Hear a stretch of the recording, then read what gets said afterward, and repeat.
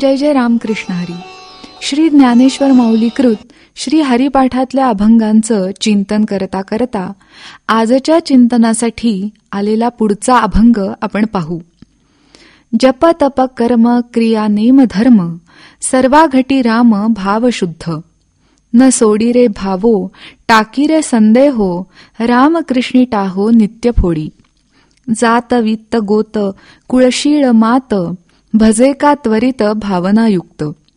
ज्ञानदेव ध्यानी रामकृष्ण मनी तेणे वैकुंठ भुवनी घर केले. व्रत वैकल्य यज्ञयाग तपाचरण नियम इत्यादी धार्मिक कार्य श्री हरिप्राप्तीसाठीच करायची असतात. या नियमधर्माच्या आचरणामुळं मन शुद्ध व्हायला मदत होते. एकदा का मनातून पूर्णतः मालिन्य निघून गेलं की सर्वाभूती तो रामराया प्रत्येकाच्या शरीरात आत्माराम रूपाने निवास करतो हे स्पष्ट अनुभवाला येईल.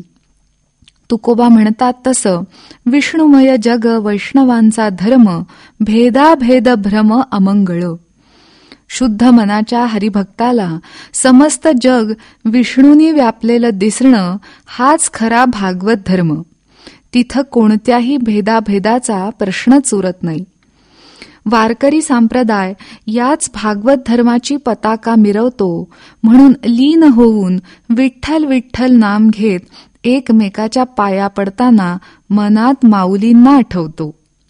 तिथे समोरचा आपल्यापेक्षा लहान आहे, मोठा आहे किंवा सुशिक्षित अशिक्षित अथवा कोणत्या संप्रदायाचा आहे इतकंच काय स्त्री आहे की पुरुष हाही भेदभाव ठेवत नाही. श्री नामदेवजी महाराज म्हणतात तसं नामा म्हणे ब्रह्म सर्वाभूती पाही तरीच ठाईच्या ठाई निवशील. सर्वांभूती ब्रह्मभाव जागृत झाल्याने मनाला कोणामुळं कसलाही त्रास होऊ शकत नाही. म्हणूनच असे महात्मे जणू पूर्ण शांतीसागर वाटतात. पुढच्या चरणात माऊली सावध करतायत की सुरुवातीला साधन काळात नामस्मरण करताना सुद्धा मनात आपल्या उपास्य दैवतेबद्दल, गुरुबद्दल, नामसाधनेबद्दल, त्याच्या सत्यतेबद्दल अथवा व्यावहारिकदृष्ट्या बोलायचं तर त्याच्या उपयोगितेबद्दल सातत्याने अनेक शंका कुशंका यायला लागतात. आणि एकदा का मनात साधनेविषयी संशय निर्माण झाला तर मात्र पारमार्थिक प्रगती खुंटते. समर्थ रामदास स्वामी म्हणाले, व्यर्थ संशयाचा देव, व्यर्थ संशयाचा भाव, व्यर्थ संशयाचा स्वभाव सर्व काही.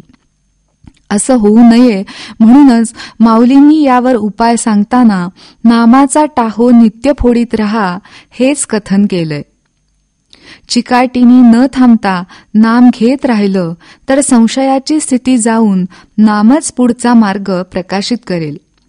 साधन काळात साधकाला स्वतःच्या जातीचा, आर्थिक परिस्थितीचा, विद्येचा, कुळाचा, सच्चारित्र्याचा अभिमान निर्माण होऊ शकतो.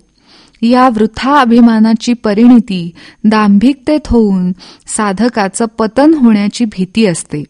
म्हणून हे सर्व सोडून शुद्ध भावानी त्वरित हरिभजन करून श्रीहरीचं नाम घ्यावं.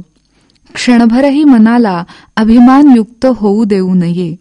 माऊली म्हणतात, असं विमल वृत्तीने रामकृष्ण हरी हा जप ध्यानी मनी अखंड केल्याने मला सर्वत्र वैकुंठाचीच अनुभूती येते.